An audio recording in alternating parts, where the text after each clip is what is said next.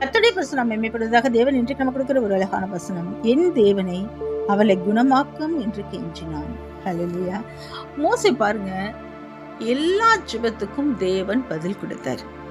அதுல தன் சகோதரியாகிய மிரியாமுக்காக ஆண்டவர்கிட்ட அவ பண்ண தப்புக்காக இவர் கெஞ்சி ஜெபிக்கிறாரு.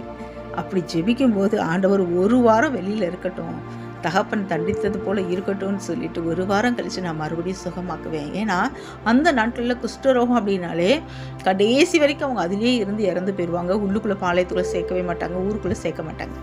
அதை போல் மிரியாம் ஆயிடுவாளோன்னு சொல்லிட்டு ஆண்டவர்கிட்ட கெஞ்சும் போது கர்த்தர் மனம் இறங்கி ஒரு வாரத்தில் நான் மறுபடியும் கொண்டு வருவேன்னு சொல்லி அது போலயே மிரியாமை சுகமாக்கி ஆண்டவர் கொண்டு வந்தார். அப்போ ஜெபிக்கிற விதத்தில் எத்தனையோ வகைகள் உண்டு. அதில் ஒரு வித கெஞ்சி ஜெபிக்கிறது. ஹல்லேலூயா. அது யார்கிட்ட நம்ம கெஞ்சி கேட்போம்? ரொம்ப பிரியமானவங்ககிட்ட. கர்த்தரை நீங்கள் பிரியமாக வச்சுக்கோங்க, அவர்கிட்ட கெஞ்சி கேளுங்க, நிச்சயமாக தருவார்.